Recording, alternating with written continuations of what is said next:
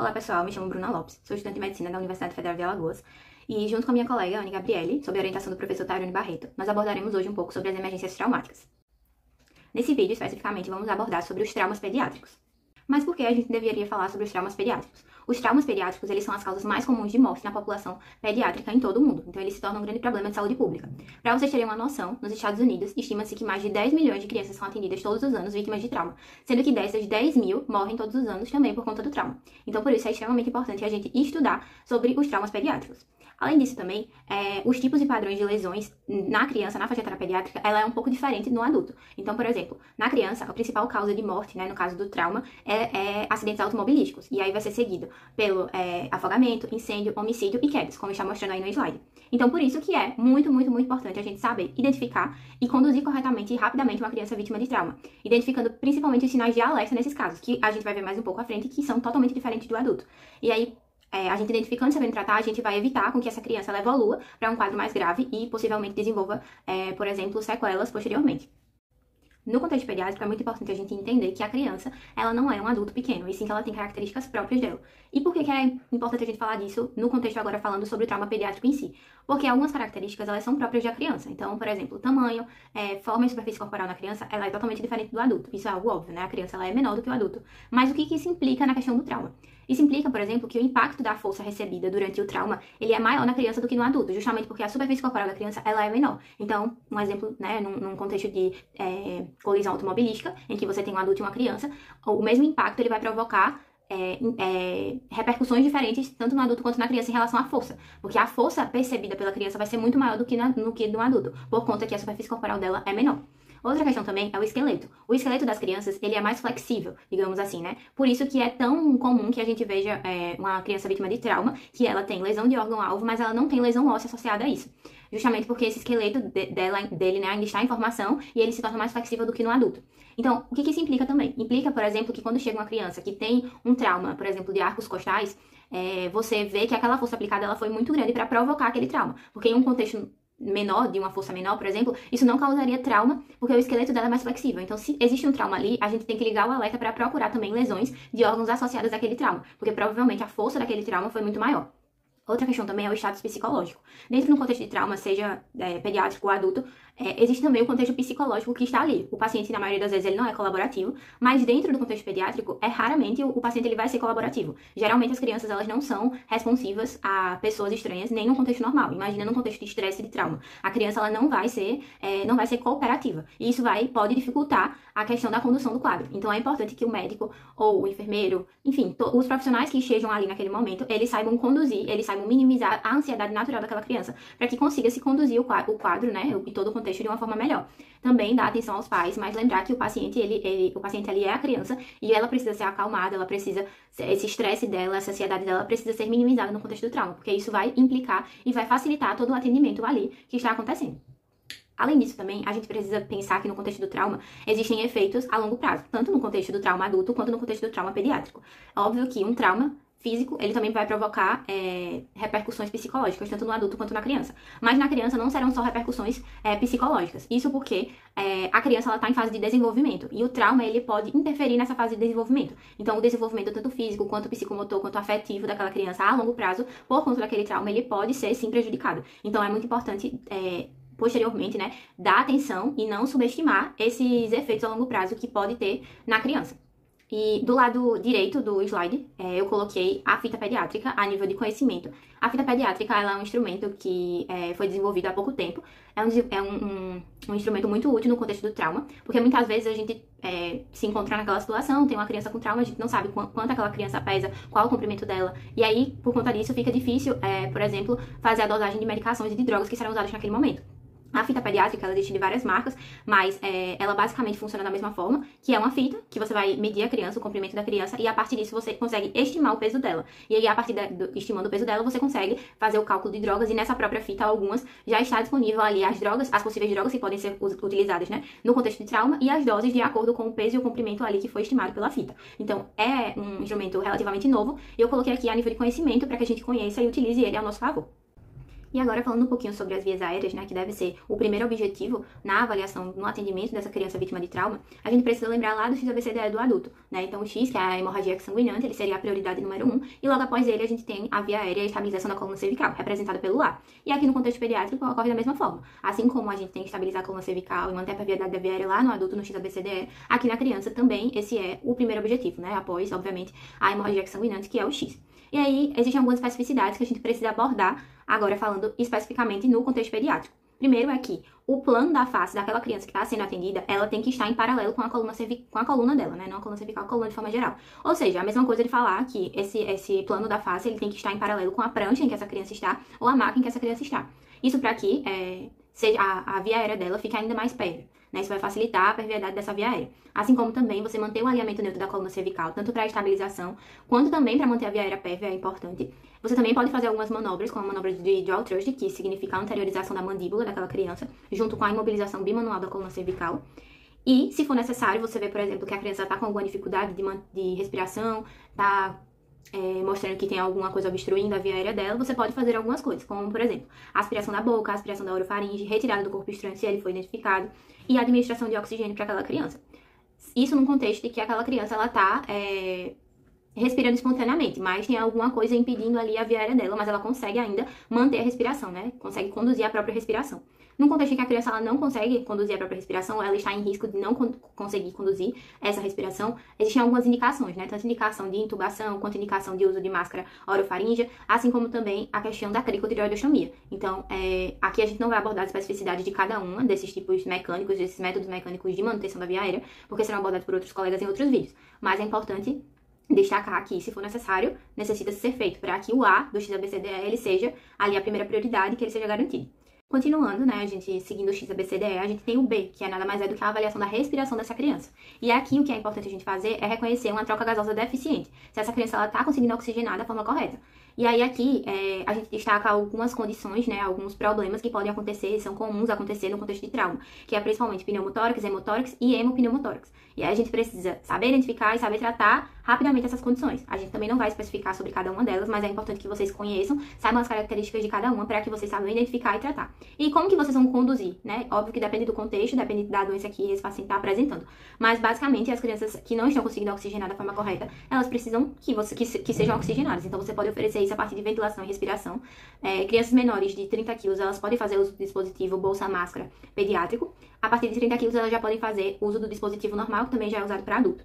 E também, né, por exemplo, no contexto de hemotórax ou de pneumotórax, você pode fazer a punção e a posterior drenagem pleural, que basicamente você vai fazer uma toracocentese de alívio na criança. Ela é feita no terceiro arco costal, na linha hemiclavicular, e posteriormente você vai seguir com a drenagem pleural para resolver essa condição que está impedindo com que a criança ela consiga reconhecer, fazer uma troca gasosa suficiente, né, adequada. Então você precisa fazer isso para que a criança ela consiga manter a respiração e a oxigenação boa.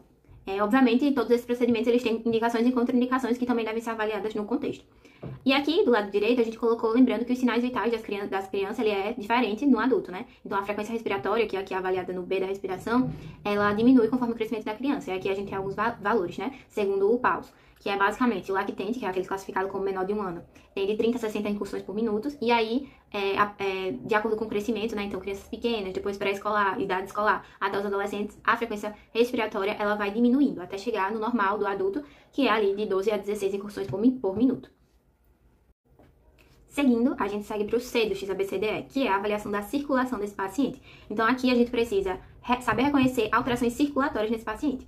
E aí, aqui tem algumas especificidades, né? Porque a faixa etária pediátrica, ela tem uma maior reserva funcional. O que isso quer dizer? Que as crianças, elas conseguem manter uma pressão arterial sistólica boa, em níveis normais, digamos assim, mesmo na presença de choque, por exemplo. Então, os sinais, eles são mais sutis do que no adulto. Os sinais de alerta são mais sutis do que no adulto. Um adulto, em um contexto de choque, ele apresenta hipotensão, apresenta taquicardia. Aqui na criança, para que ela comece a apresentar qualquer sintoma relacionado a esse choque, a criança, ela precisa ter uma perda de mais de 30% da volemia dela, o que é uma perda significativa. Então, a gente não pode esperar chegar a essa perda significativa para que a gente comece a identificar e a tratar esse paciente. A gente precisa identificar antes. Então, saber que a criança ela pode estar com a pressão arterial sistólica normal, você aferir a pressão dela, ela está normal, mas ela ainda assim pode estar em risco, ela pode estar inclusive em choque. Então, isso é importante de saber, identificar e saber que é diferente do adulto. E aqui a gente tem os sintomas principais em relação a alterações circulatórias, que é ataque cardíaco, a diminuição da perfusão periférica, as extremidades frias, que tudo isso também a gente tem no adulto. Aqui na criança, uma coisa mais específica que a gente tem é a diminuição do turgor da pele.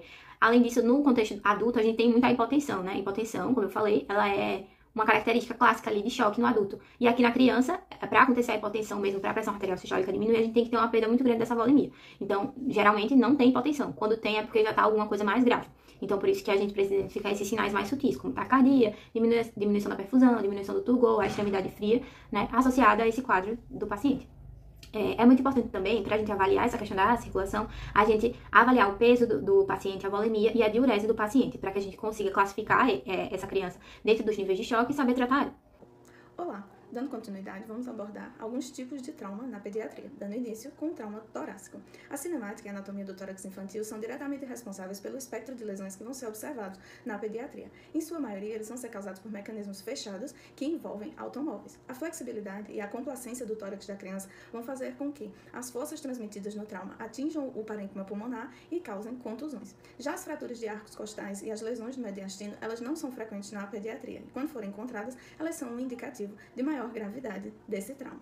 Então, vamos ter de forma mais frequente na pediatria o pneumotórax hipertensivo, porque as crianças vão possuir uma suscetibilidade maior a esse tipo de pneumotórax, porque as estruturas mediastinais delas possuem uma maior mobilidade quando comparada às do adulto. O diagnóstico ele vai poder ser feito através do raio-x. Ao contrário dos adultos, a maioria das lesões das crianças elas vão poder ser diagnosticadas por raio-x, tendo uma sensibilidade bem maior, deixando reservada assim a tomografia para os casos em que os achados iniciais com o raio-x foram inconclusivos. Quanto ao tratamento, a maior parte das crianças vai poder ser tratadas com uma drenagem pleural e uma monitorização.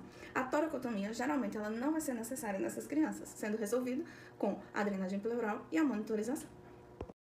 Agora falando um pouco sobre o trauma abdominal. Nas crianças, a maioria das vezes vai ser causado também por mecanismos fechados que envolvem automóveis e, nesse caso, quedas. Para avaliação inicial, vai ser necessário acalmar as crianças, pois as crianças mais agitadas e chorosas, elas têm uma tendência a ingerir grandes quantidades de ar que podem causar uma distensão gástrica que vai atrapalhar a avaliação e, por vezes, vai ser preciso fazer uma sonda gástrica nessas crianças para diminuir essa distensão e, assim, poder avaliar a criança. Inicialmente, deve ser feita apenas uma palpação superficial, de forma gentil, em busca de possíveis lesões no abdômen da criança, evitando a palpação profunda para que essa criança não tenha um reflexo de contração da musculatura e atrapalhe a avaliação.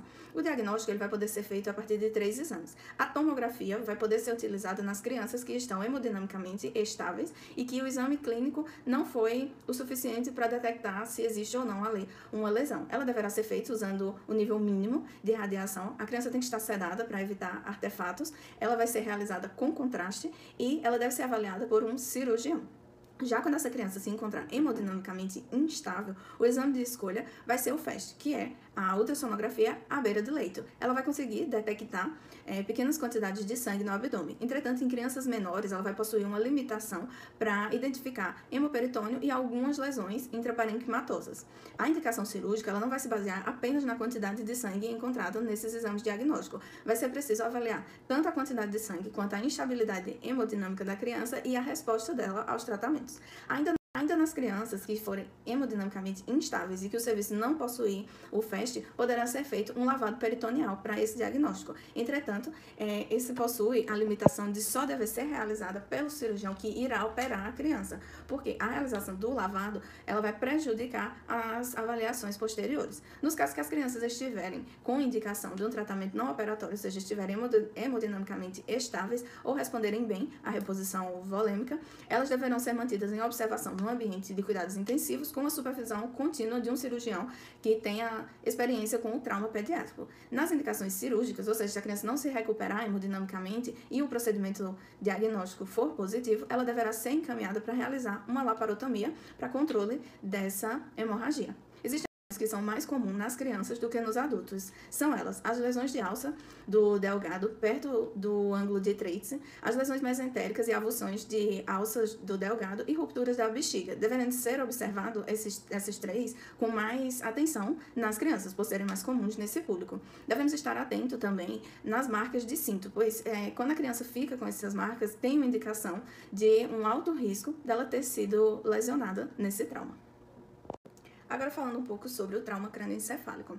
As informações e abordagens do trauma crânioencefálico adulto, elas poderão ser utilizadas também na criança, sendo que alguns pontos devem ser acrescentados quando estiver tratando de uma criança. A maioria também vai ser causada por veículos automotores, podendo ser causada por maus tratos, acidentes com bicicletas e quedas. Existem algumas diferenças estruturais e fisiológicas na criança quando comparado aos adultos. Por exemplo, o tamanho do cérebro da criança ele vai dobrar quando essa criança tiver por volta de 6 meses e aos 2 anos de idade ele vai atingir 80% do volume que ele vai ter quando ela se tornar adulta. O espaço subaracnoide vai ser menor nessas crianças, o que vai propiciar uma suscetibilidade maior às lesões estruturais pelo impacto ser maior no cérebro, e o fluxo sanguíneo aos 5 anos ele é quase o dobro do adulto, deixando também assim a criança mais suscetível a quadros de hipóxia e hipercarbia. A avaliação também vai contar com diferenças entre as crianças e os adultos, sendo as principais que, nas crianças menores de 3 anos, elas vão ter um melhor prognóstico e os maiores de 3 anos vão ter um pior prognóstico do que os adultos. E apesar de infrequente, pode haver uma perda sanguínea significativa nos espaços subgaleal, intraventricular ou epidural. Isso porque as suturas cranianas e as fontanelas dessas crianças ainda não fecharam. Os lactentes, eles vão possuir, os que possuírem ainda, as suturas e as fontanelas abertas, eles vão ter uma maior tolerância ao edema cerebral e ao surgimento de algumas massas. As convulsões, elas vão ser comuns, mas em sua maioria são autolimitadas, e as doses dos medicamentos devem ser calculadas de acordo com o peso na criança. Outra mudança que deve ocorrer é a alteração do componente verbal na escala de Coma de Glasgow, sendo modificada de acordo com essa imagem que está no slide. Quanto ao tratamento, nos procedimentos do ABCDE, temos que o acionamento e envolvimento rápido de um neurocirurgião é de suma importância. Deve ser feita uma avaliação rápida e sequencial dessa criança para prevenir que lesões secundárias como a hipóxia e a hipoperfusão ocorram, isso porque elas estão no momento crítico de desenvolvimento cerebral. A intubação endotraqueal precoce com oxigenação e uma ventilação adequada também para evitar a hipóxia e hipoperfusão. Entretanto, deve ter um manejo melhor dessas vias aéreas, isso porque repetidas tentativas de intubação vão mais prejudicar a criança do que ajudá-las. Então, isso deve ser realizado por um profissional que tenha mais experiência e que consiga fazer de maneira mais adequada essa intubação. O uso de solução salina hipertônica e do manitol tem sido muito bem avaliado nesses casos de trauma, porque ele vai reduzir o edema e a pressão intracraniana, vai melhorar o fluxo sanguíneo e vai diminuir a resposta inflamatória na criança.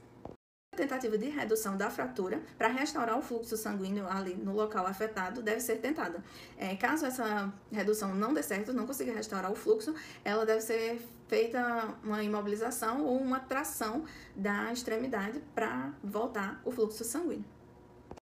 E por fim, falando um pouco sobre os maus tratos. Qualquer criança que tenha sofrido lesões de forma intencional que resulte das ações de seus cuidadores, ela é considerada uma criança que sofre maus tratos. O médico ele deve estar atento a alguns sinais que a criança ou o cuidador vão ter durante a consulta, que serão indicadores de que essa criança pode estar sofrendo maus tratos. Alguns exemplos são a discrepância entre a história e o grau das lesões físicas, o intervalo de tempo prolongado entre a lesão e a busca do serviço, histórias que mudam durante a consulta, idas frequentes aos hospitais, equimoses múltiplas, lesões periorais, perianais e perineais, evidência de lesões prévias, fraturas de ossos longos em menores de 3 anos, hemorragias retinianas e lesões bizarras, como mordidas, marcas de queimadura por cigarro, marca de queimadura de 2º grau, com bordas bem delimitadas, podendo ser até de 3º grau, ou marcas de cordas. Para tentar mitigar os casos de maus tratos, foi criado o ABCDE da prevenção aos maus tratos, sendo o A análise de dados sobre o trauma para ter uma vigilância local dos casos de trauma infantil, o B, com a construção de coalizões locais, ou seja, firmar parceria com os hospitais locais para criar uma rede de apoio e de identificação, a comunicação, que envolve essa rede também, de comunicar uns aos outros hospitais essa questão da suspeita de maus tratos, o D, com desenvolver atividades de prevenção, criar ambientes mais seguros para essas crianças, onde se tem uma atenção maior os possíveis casos, e avaliar, por final, avaliar as intervenções, se as intervenções desenvolvidas estão sendo suficientes para diminuir os casos de maus tratos ali naquela região. As nossas referências, obrigada.